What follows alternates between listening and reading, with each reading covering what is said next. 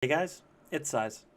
So, with the Shadow Priest spec being reworked yet again, I thought I'd make another video just to primarily go over the most impactful changes in regards to the talent tree and how the spec works differently on the PTR and going forward into patch 10.1. For those of you that have yet to research anything in regards to the rework or the talent tree changes, hopefully this video will just give you a little bit of an insight into what's changing and how we're going to make it work. So, to start off, Blizzard have said in their blue post that they are aiming to specifically remove the button bloat of Shadow. They have removed Mind Seer as a result of this, and they now have Mind Spike replacing Mind Flay in the talent tree. So, I think the reasoning behind Mind Spike and Mind Flay was the massive headache that it was for newer players to get used to using Mind Spike or Mind Flay as a filler in X situation. You know, there was a variety of things going on. Maybe you had a Search of Darkness proc, maybe you had Mind Flay Insanity, and a lot of people just weren't really comfortable in making the right call. So to combat this, Blizzard have swapped them around. So a lot of people asked for this in the first iteration of the talent tree, and now Mind Spike does fully replace Mind Flay in the talent tree. In addition to this change, they have also made Psychic Link our main focus for AoE. So they have moved it from the bottom right to where Mind Seer used to be in the tree, and now Psychic Link works for all single target spells, not just Mind Blast and Mind Spike, meaning you can do your full single target rotation and it will all cleave.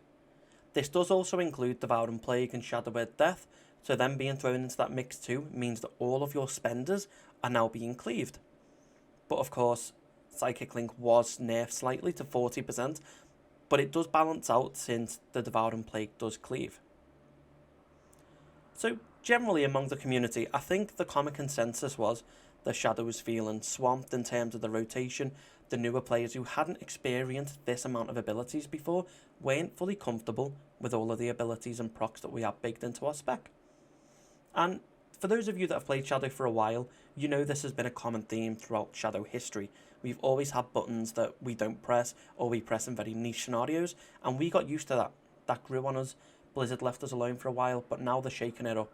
Purely because I think a lot of newer players are actually joining in with Shadow, and they're starting to play Shadow because they've seen it in the MDI, they've heard really good things, they've done Keystones with a Shadow Priest that's absolutely dominated. All of these are viable options as to why Blizzard are now reworking it again to make sure that it's more accessible for the larger player base. So, therefore, they have reduced and adjusted some procs, and they've actually helped out with the Insanity generation for certain abilities, so you don't feel like every other global cooldown is Devouring Plague, which isn't a negative change at all. It just means you might find that the rotation is slowed down slightly, mainly just to help those who were struggling before or found it a little bit challenging to keep on track of using all your procs and not capping on Insanity. They did specifically say in the blue post that they had noticed a lack of distinct builds, and that they would more or less like Shadow to have playstyle defining builds, where you are talenting into different choices such as investing in your cooldowns, focusing more into your damage over time abilities. A crit based build is also on the table as well, as they have added in a lot of critical strike chance and critical strike damage talents, and they've also heavily indicated that they want to give people a chance to focus more on their shadowy apparitions, as an example. So, just to add a little bit more onto that shadowy apparitions, there's a new talent called Phantasmal Pathogen, which increases your shadowy apparitions damage by 75 for 1 point and 150% for 2 points to those affected by your Devouring Plague. This also fits in really nicely with the foreset of the new raid Aberrus, as it allows you to spawn even more shadowy apparitions and increases their damage as well. So now to get into the removed abilities from the talent tree, they have pruned Mind Seer, Dark Void, Coalescent Shadows, Puppet Master, Harness Shadows, Pain of Death, Surge of Darkness, and Damnation. You might realise that this is almost the entirety of the left hand side of the tree leading into your Mindbender, but they have been replaced. So whilst the talent tree does look significantly different to what is currently shown on live, they have replaced them with suitable counterparts. You know, we now have Psychic Link being moved up to where Mind Seer was, as well as Encroaching Shadows, and now it will buff that Devouring Plague damage. However, You clearly still wouldn't use Psychic Link with a single target encounter unless there are any additional targets present throughout the encounter. Thinking along the lines of Teros from Vault, where it is only purely single target and you cannot gain anything from taking Psychic Link. So with Mind Seer being removed as well, they've had to alter how Mental Decay works. So now it will be extending your damage over time abilities by 1 second for a Mind Flay and 2 seconds for a Mind Spike. However, as it is right now, it is only extending on the single target individual that you're casting on. This might be an oversight, or it might just be simply working as intended. We don't actually know, and if it is working as intended, all we can do is hope that Blizzard is prepared to give us some leeway on this, because as it stands, if you are still talent into this, that's amazing that you have your dots extended on perhaps a boss fight in a raid, but if there's ever a boss where you have so many ads like Brewkeeper or Xenorth, when the big ad can live for a significant lot of time, you're having to manually refresh these dots. And I know this was a big thing with Blizzard where they thought Shadow Priest had a lot of passive stuff going on because you didn't have to redot, but now you are forced to spend half of your time redotting these targets, which isn't ideal at all. You know, it's not terrible because you still have the extension on single target, but for those of you that are used to the old style of Mental Decay, you might have to adjust slightly. Shadow Crush as well has now been moved towards the left, and they have also added another talent called Whispering Shadows, where it will still apply Vampiric Touch up to those 8 targets, keeping the same functionality as previous iterations, just with an additional talent. On top of this, Ancient Madness now only has 1 point where you can funnel into it, but it still remains the same percentage increases. This is somewhat of a lazy change, I think, just to kind of pad out the talent tree. You know, they removed so many and now they have to keep some in, but it doesn't actually change anything for you as a player. Now, Void Touched, on the other hand, is a new talent going down the right hand side of the tree, and it increases your Devouring Plague by 6% per point, and it will increase your maximum insanity by 50%. For the 1 point, this is very nice, and it means you have more leeway in regards to pooling insanity and not being forced into spamming your Devouring Plague whenever you're getting close to cap.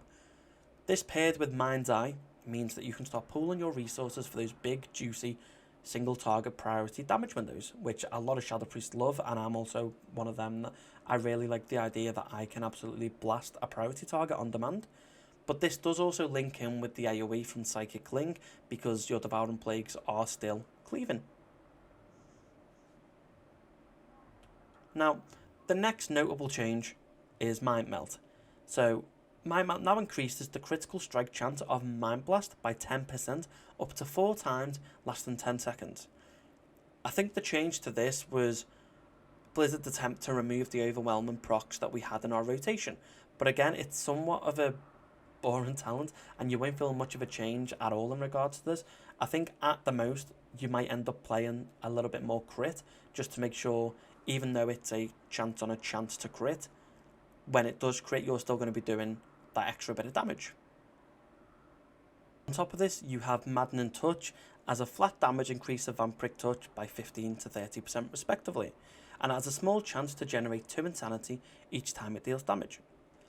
I think this is somewhat more of a quality of life change to have the flat damage increase, and we do also have Mastermind coming off Mindbender and Death Speaker, where you have the critical strike chance of Mind Blast, Mind Spike, Mind Flay, and Shadow Word Death by 4 and 8% per talent point, and the critical strike damage by 25%. Again, maybe they're just trying to bring back critical strike as a viable stat. Who knows? We'll have to wait and see if it works. Now, I say this with great pleasure. Screams of the Void is no longer bugged. Now, that's not to say that it will never be bugged again, but it now works in alignment with Maddening Touch and all other associated talents. They've moved it away from Mind Flay, and they now just allow Devouring Plague to cause your Shadow Word Pain and your Vampiric Touch to deal damage up to 40 to 80% faster on all targets for 3 seconds. Again, a really, really strong talent that you'll probably pick up more often than not, regardless of what build you're in. On top of Screams of the Void being fixed, Tormented Spirits as a talent works the same, however it's become its own node instead of being a choice, and has a chance to spawn extra shadowy apparitions, and those shadowy apparitions also count towards your Yogg-Saron build-up. This means you can fully invest into a shadowy apparition build, and it makes it a very viable spec and potentially strong build, again when paired with the new 4 set from Aberrus. Insidious Ire is also now affected by more damage abilities, such as your damage over time abilities, as well as single target abilities, such as your Mind Blast and your Mind Spike, just giving you a full increase in priority scenarios, really. So it means you can have all that single target funnel, you know, you've got a bit more damage, and it'll also affect all of your abilities in tandem with just being a pretty nice node to pick up. Finally, on this row, Cthulhu is now affected by your casting of Mind Flay, Mind Spike, and Void Torrent.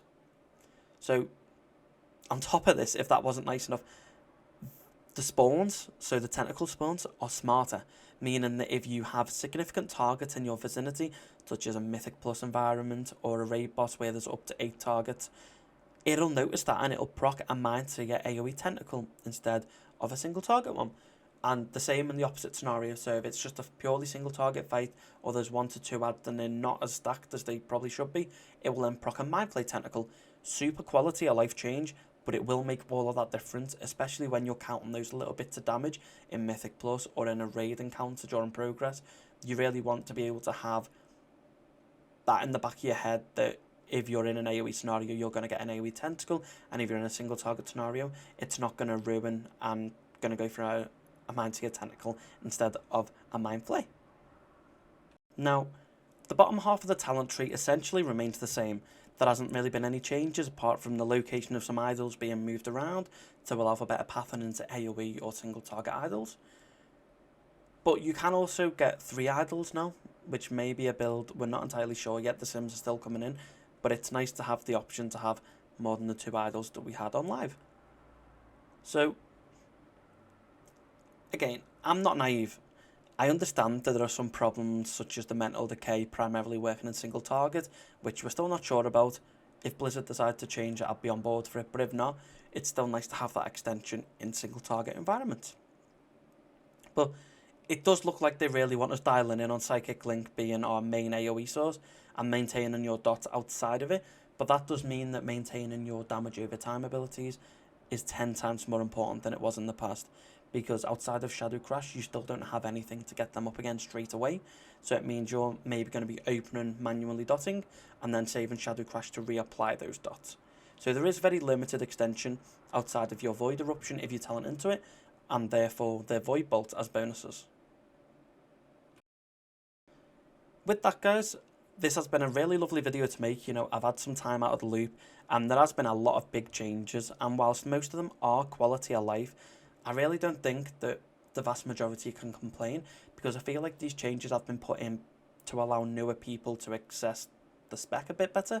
You know, outside of all the complaints that I think was a little bit unnecessary in regards to people complaining about too many buttons, button bloat, what do I press, you know, Public, Sailjaw, all of these guys actually have guides on how to manage your rotation, and I know it's not always as simple as looking up a guide, but it does give you a genuinely good, like, set in stone rotation for you to look at and practice, whether that's in raids, dungeons, on target dummies. I understand that's not for everybody, but that is always an option. You know, I always advise people to read guides. Public does do some amazing guides, and he has done this for way longer than me, but that doesn't mean I might not do my own. I still might put one out closer to the patch. I'm going to have a think about it. But with that, guys, I really appreciate your support and comments as always. Feel free to like if you liked the video and dislike it if you didn't. And if you think you want to stick around, feel free to hit that subscribe button, as the content will be flying out with all of the new changes as well as the patch being pushed forward to early May. And I'm really excited to see what's going to happen. But with that, guys, take care and thank you for watching.